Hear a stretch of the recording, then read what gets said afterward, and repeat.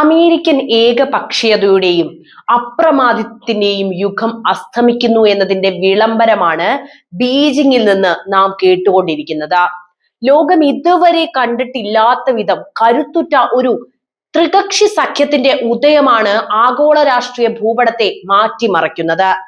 എന്താണ് വിഷയമെന്നല്ലേ? അമേരിക്കയുടെ ചോദ്യം ചെയ്യപ്പെടാത്ത അഹങ്കാരത്തിനും ആഗോള ആധിപത്യത്തിനും അന്ത്യം കുറിച്ചുകൊണ്ട് കിഴക്കിന്റെ കരുത്തുറ്റ സഖ്യം അധികാരത്തിന്റെ പുതിയ ചരിത്രം എഴുതുകയാണ്. വാഷിംഗ്ടണിന്റെ തിട്ടൂരങ്ങൾക്ക് ലോകം വഴങ്ങിക്കൊടുത്തിരുന്ന കാലം അവസാനിച്ചുവെന്ന് പ്രഖ്യാപിച്ചുകൊണ്ടാണ് റഷ്യയും ചൈനയും കൈകോർത്തുകൊണ്ടിരിക്കുന്നത്.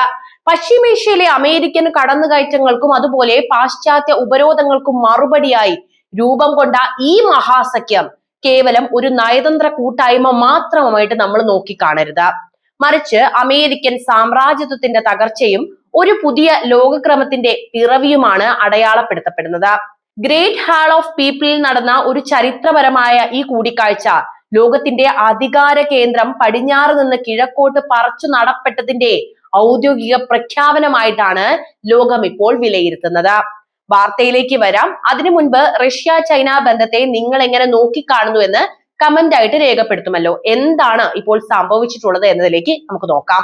റഷ്യൻ വിദേശകാര്യമന്ത്രി സെർജി ലാവ്റോവും ചൈനീസ് പ്രസിഡന്റ് ഷീ ജിൻപിങ്ങും തമ്മിൽ ബീജിംഗിലെ ഗ്രേറ്റ് ഹാൾ ഓഫ് പീപ്പിളിൽ നടത്തിയ കൂടിക്കാഴ്ച ആഗോള രാഷ്ട്രീയത്തിൽ വലിയ ചലനങ്ങളാണ് ഉണ്ടാക്കിയിരിക്കുന്നത്. പതിറ്റാണ്ടുകളായി നിലനിൽക്കുന്ന അമേരിക്കൻ ആധിപത്യത്തിന് തിരിച്ചടി നൽകുന്ന ഒരു ത്രികക്ഷി സഖ്യത്തിന്റെ രൂപീകരണമായിട്ടാണ് ഈ ചർച്ചയെ ലോകം ഇപ്പോൾ നോക്കിക്കാണുന്നത്. റഷ്യയ്ക്കും ചൈനയ്ക്കുമെതിരെ പാശ്ചാത്യ രാജ്യങ്ങൾ സ്വീകരിക്കുന്ന നയങ്ങളെ സംയുക്തമായി പ്രതിരോധിക്കുമെന്ന് ലാവ്റോ പ്രഖ്യാപിക്കുന്നുണ്ട്. പ്രത്യേകിച്ച് പശ്ചിമേഷ്യൻ രാജ്യങ്ങളിൽ അമേരിക്ക നടത്തുന്ന ഇടപെടലുകളെ തടയാൻ ഇരു രാജ്യങ്ങളും ഒരുമിച്ച് നിൽക്കുക തന്നെ ചെയ്യും. പാശ്ചാത്യ ശക്തികൾ തങ്ങളെ വളയാൻ ശ്രമിക്കുകയാണ് എന്നും അതിന് കൃത്യമായ മറുപടി നൽകുമെന്നും അദ്ദേഹം മുന്നറിയിപ്പും നൽകുന്നുണ്ട്. അമേരിക്കയുടെ നേതൃത്വത്തിലുള്ള ഏകധ്രുവ ലോകക്രമത്തിൽ നിന്ന് മാറി അധികാരം പല കേന്ദ്രങ്ങളിലായി വിഭജിക്കപ്പെടുന്ന ഒരു പുതിയ രീതിയിലേക്ക് ലോകം മാറുന്നു എന്നതിന്റെ സൂചന കൂടിയായിട്ടാണ് നമ്മൾ ഇതിനെ നോക്കിക്കാണേണ്ടത്.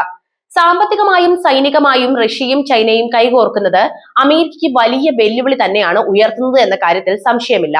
ഇതൊരു പുതിയ ശീതയുദ്ധത്തിനപ്പുറം ആഗോള ശക്തികൾ തമ്മിലുള്ള വലിയൊരു ഏറ്റുമുട്ടലിന് വഴിമാറുമോ എന്ന ആശങ്കയും നിരീക്ഷകർ പങ്കുവെക്കുന്നുണ്ട്.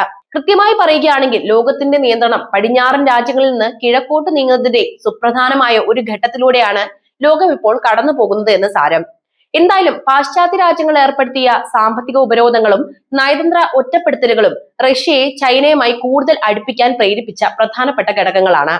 സാമ്പത്തികമായും അതുപോലെ സാങ്കേതികമായും ചൈന കൈവരിച്ച വളർച്ചയും റഷ്യയുടെ സൈനിക കരുത്തും ഒത്തുചേരുമ്പോൾ അത് അമേരിക്കയ്ക്ക് വലിയൊരു വെല്ലുവിളിയായി മാറുകയാണ്. പശ്ചിമേഷ്യയിലെയും ഏഷ്യ പസഫിക് മേഖലയിലെയും അമേരിക്കൻ സ്വാധീനത്തെ പ്രതിരോധിക്കാൻ ഈ സഖ്യം ശ്രമിക്കുന്നുവെന്ന ലാവ്റോവിന്റെ പ്രസ്താവന ഇതിന്റെ ഭാഗം തന്നെയായിരുന്നു.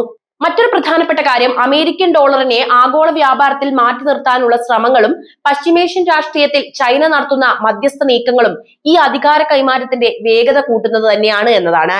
ലോകം പഴയതുപോലെ പാശ്ചാത്യ രാജ്യങ്ങളുടെ തീരുമാനങ്ങൾക്ക് വഴങ്ങുന്ന ഒരു കാലഘട്ടമല്ല ഇന്ന് നിലവിലുള്ളത്. ശീതയുദ്ധ കാലത്തേക്കാൾ സങ്കീർണമായ ഒരു സാഹചര്യത്തിലേക്കാണ് കാര്യങ്ങൾ ഇപ്പോൾ നീങ്ങിക്കൊണ്ടിരിക്കുന്നത്. അതിന്റെ ഭാഗമായിട്ട് തന്നെയാണ് ഇപ്പോൾ നടക്കുന്ന യുദ്ധങ്ങളെയും നമ്മൾ നോക്കിക്കാണേണ്ടത്. സാമ്പത്തികമായി പരസ്പര ആശ്രിതത്വം നിലനിൽക്കുന്നത് കൊണ്ട് തന്നെ ഒരു നേരിട്ടുള്ള യുദ്ധത്തിന് സാധ്യത കുറവാണെങ്കിലും സൈനികവും നയതന്ത്രപരവുമായ വടംവലികൾ വരും വർഷങ്ങളിൽ ആഗോള രാഷ്ട്രീയത്തെ കൂടുതൽ കലുഷിതമാക്കാൻ സാധ്യതയുണ്ട്. സാമ്പത്തികമായ പരസ്പര ആശ്രിതത്വം നിലനിൽക്കുന്നത് കൊണ്ട് ഒരു നേരിട്ടുള്ള യുദ്ധത്തിനുള്ള സാധ്യത കുറവാണെങ്കിൽ പോലും സൈനികവും നയതന്ത്രപരവുമായ വടംവലികൾ വരും വർഷങ്ങളിൽ ആഗോള രാഷ്ട്രീയത്തെ കൂടുതൽ കലുഷിതമാക്കാനുള്ള സാധ്യതയാണ് നമുക്ക് കാണാൻ കഴിയുന്നത്. ലോകത്തിന്റെ അധികാര കേന്ദ്രം കിഴക്കോട്ട് മാറുന്നു എന്ന നിരീക്ഷണം ഇപ്പോൾ കേവലം ഒരു തർക്ക വിഷയം മാത്രമൊന്നുമല്ല, മറിച്ച് വ്യക്തമായ സൂചനകളുള്ള ഒരു വസ്തുതയായി മാറുന്നു എന്നതിന്റെ അടിസ്ഥാനമാവുകയാണ് ഈ വാർത്ത.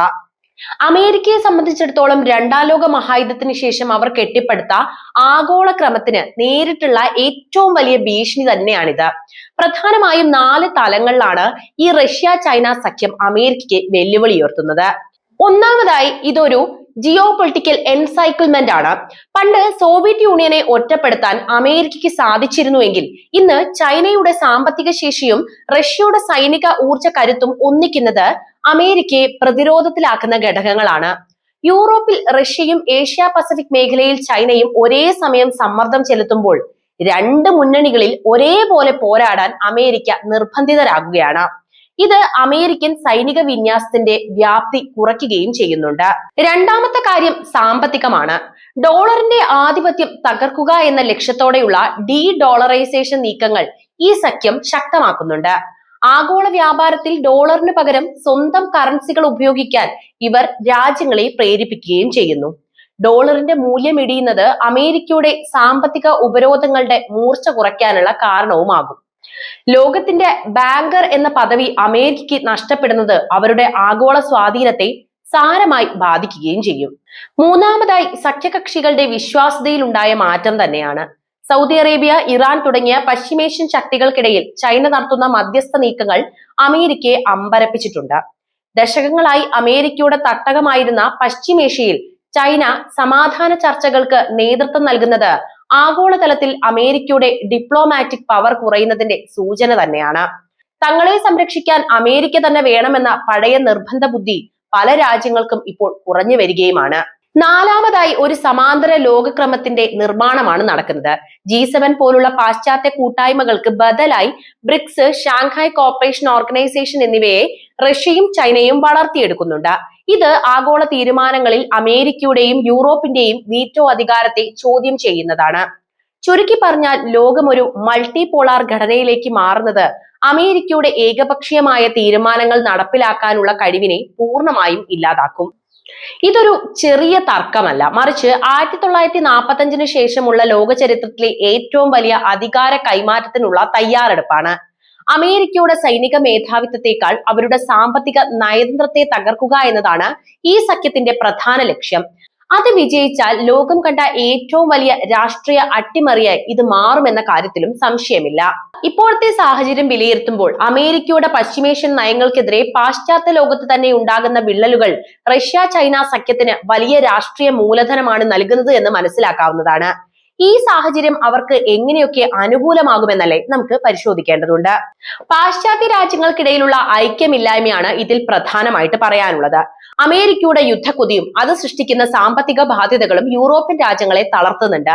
ഇന്ധനവില വർധനവും അഭയാർത്ഥി പ്രശ്നങ്ങളും കാരണം യൂറോപ്പിലെ ജനങ്ങൾക്കിടയിൽ അമേരിക്കൻ വിരുദ്ധ വികാരവും ശക്തമാണ്. ഈ വിള്ളലിലൂടെ പടിഞ്ഞാറൻ സഖ്യത്തെ തകർക്കാൻ ചൈനയ്ക്കും റഷ്യയ്ക്കും വളരെ എളുപ്പവുമാണ്. അമേരിക്ക പറയുന്നത് കേട്ടാൽ നിങ്ങളുടെ രാജ്യം നശിക്കുമെന്ന സന്ദേശം യൂറോപ്യൻ രാജ്യങ്ങളിലെ രാഷ്ട്രീയ പാർട്ടികൾക്കിടയിൽ പ്രചരിപ്പിക്കാൻ അവർക്ക് സാധിക്കുകയും ചെയ്യുന്നു. അമേരിക്കയുടെ ധാർമ്മിക ആധികാരികത നഷ്ടപ്പെടാനാണ് മറ്റൊരു പ്രധാനപ്പെട്ട വശം. അതായത് മനുഷ്യാവകാശങ്ങളെ കുറിച്ച് സംസാരിക്കുകയും അതേസമയം പശ്ചിമേഷ്യയിൽ യുദ്ധങ്ങൾക്ക് ഒത്താശ ചെയ്യുകയും ചെയ്യുന്ന അമേരിക്കയുടെ ഇരട്ടത്താപ്പ് റഷ്യയും ചൈനയും ആഗോള വേദികളിൽ ആയുധമാക്കുന്നുണ്ട്. ഇത് ഗ്ലോബൽ സൗത്ത് എന്ന് വിളിക്കപ്പെടുന്ന ഏഷ്യൻ, ആഫ്രിക്കൻ, ലാറ്റിൻ അമേരിക്കൻ രാജ്യങ്ങളെ അമേരിക്കയിൽ നിന്ന് അകറ്റാനും തങ്ങളുടെ പക്ഷത്തേക്ക് കൊണ്ടുവരാനും അവരെ സഹായിക്കുന്ന വിഷയവുമാണ്. അമേരിക്ക അരാജകത്വം സൃഷ്ടിക്കുമ്പോൾ ഞങ്ങൾ വികസനവും സമാധാനവുമാണ് കൊണ്ടുവരുന്നത് എന്ന ചൈനയുടെ പ്രചാരണത്തിന് ഇതിലൂടെ വലിയ സ്വീകാര്യതയും ലഭിക്കുന്നുണ്ട്. സാമ്പത്തികമായി നോക്കിയാൽ പശ്ചിമേഷ്യയിലെ സംഘർഷങ്ങൾ ഡോളറിന് പകരമായി മറ്റ് കറൻസികൾ സ്വീകരിക്കാൻ രാജ്യങ്ങളെ പ്രേരിപ്പിക്കുകയും ചെയ്യുന്നു. ഊർജ്ജ വിപണിയിലെ അനിശ്ചിതത്വം കാരണം സൗദി അറേബ്യ പോലുള്ള രാജ്യങ്ങൾ പോലും വ്യാപാരത്തിന് ചൈനീസ് യുവാൻ ഉപയോഗിക്കുന്നത് ആലോചിക്കുന്നുണ്ട്. ഇത് അമേരിക്കൻ സാമ്പത്തിക വ്യവസ്ഥയുടെ നട്ടെല്ലൊടിക്കുന്ന നീക്കം തന്നെയാണ് എന്ന കാര്യം എടുത്തു പറയേണ്ടതില്ലല്ലോ. പശ്ചിമേഷ്യയിൽ അമേരിക്ക എത്രത്തോളം പഴി കേൾക്കുന്നുവോ അത്രത്തോളം ആഗോള നിക്ഷേപകർ സുരക്ഷിതമായ മറ്റ് താവളങ്ങൾ തേടിപ്പോകും. ചുരുക്കി പറഞ്ഞാൽ അമേരിക്കയുടെ ഓരോ പരാജയവും റഷ്യയ്ക്കും ചൈനയ്ക്കും തങ്ങളുടെ പുതിയ ലോകക്രമം സ്ഥാപിക്കാനുള്ള ചവിട്ടുപടികൾ തന്നെയാണ്. അമേരിക്കൻ സൈന്യത്തിന് നേരെ ഉയരുന്ന ഓരോ പ്രതിഷേധവും ഈ സഖ്യത്തിന്റെ നയതന്ത്ര വിജയമായി മാറുകയും ചെയ്യുന്നു. പാശ്ചാത്യ ലോകത്തെ ഈ ആഭ്യന്തര കലഹം മുതലെടുത്ത് ലോകത്തിന്റെ രക്ഷകർ തങ്ങളാണെന്ന് സ്ഥാപിച്ചെടുക്കാൻ ചൈനയ്ക്കും റഷ്യയ്ക്കും നിലവിലെ സാഹചര്യം വലിയ അവസരം തന്നെയാണ് തുറക്കുന്നത്. എന്തായാലും അമേരിക്കയ്ക്ക് ബദൽ ശക്തിയായി റഷ്യയും ചൈനയും ഒരുമിച്ച് കഴിഞ്ഞു എന്നത് കൃത്യമായിട്ട് നമുക്ക് വിലയിരുത്താം.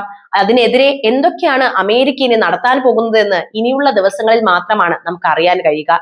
എന്തായാലും ഈ വിഷയത്തിൽ നിങ്ങളുടെ നിലപാട് അറിയാൻ താല്പര്യമുണ്ട്, എന്തായാലും കമന്റ് ബോക്സിൽ എഴുതുക. മറ്റൊരു വീഡിയോയുമായി വീണ്ടും എത്താം. ഈ വീഡിയോ ഇഷ്ടമാവുകയാണെങ്കിൽ ലൈക്ക് ചെയ്യാനും ഷെയർ ചെയ്യാനും പ്രത്യേകം ശ്രദ്ധിക്കുമല്ലോ.